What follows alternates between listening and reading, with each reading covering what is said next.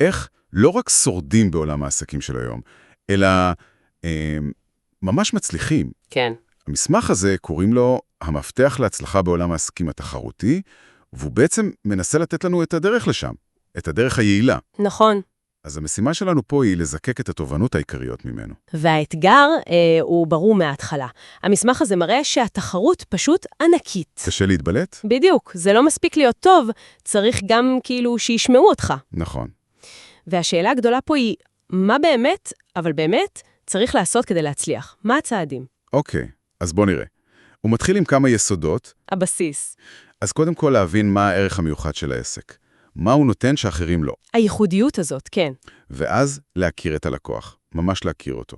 לא רק מי הוא, אלא מה הצרכים שלו, מה כואב לו. נכון, לא רק דמוגרפיה שטחית, ממש לעומק. והוא מדבר גם על חדשנות, כל הזמן לחדש, להתאים את עצמך לשוק שמשתנה.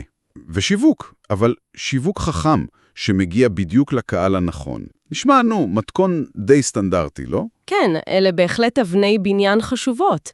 אבל אז הטקסט הזה מצביע על מכשול רציני. אוקיי. נקודה שלדעתו של כותב הטקסט, המון עסקים טובים נופלים בה. הוא קורא לזה ההפסד הגדול.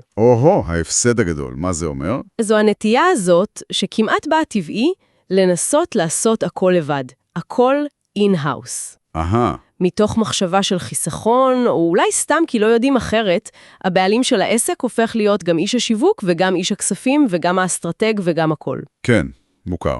ואז ההפסד פה. ההפסד הוא בכמה רמות, לפי הטקסט. זה לא רק הזמן היקר שהולך על דברים שהם לא הליבה של העסק, לא המומחיות האמיתית. הבנתי. זה גם כסף. כסף שנשרף על מהלכי שיווק לא מדויקים, או אסטרטגיות שלא נבדקו, ניסיונות כאלה באוויר. ניסוי וטעייה יקרים. בדיוק. והתוצאה בסוף יכולה להיות עיבוד לקוחות, תסכול גדול, והכי גרוע שאתה מתרחק מהדבר שאתה באמת טוב בו, מהעסק עצמו. אז הניסיון לחסוך בעצם עולה יותר. זה מה שהטקסט טוען. זה יכול לעלות הרבה יותר. וזה מביא אותנו ישר לפתרון שהוא מציע. והוא די נחרץ לגביו. נכון. הפתרון הוא בעצם לפנות לעזרה מבחוץ. ייעוץ עסקי מומחה. כן. הטקסט אפילו נותן דוגמה ספציפית. איש מקצוע נייתן הילס, עם הילס תדמית והילס ליווי עסקי. בדיוק. והוא משתמש בדוגמה הזו כדי להסביר מה היתרונות של יועץ כזה, או יועץ מומחה בכלל. אוקיי, מה היתרונות האלה? אז קודם כל, הראייה הרחבה, הפרספקטיבה החיצונית הזאת, האובייקטיבית.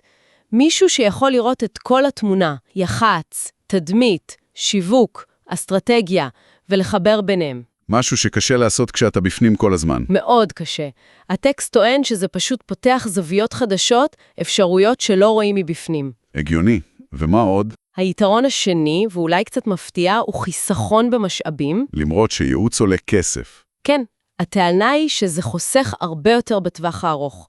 כי זה מונע את הניסוי והטעייה היקרים האלה שדיברנו עליהם. מונע את ההפסד הגדול. בדיוק.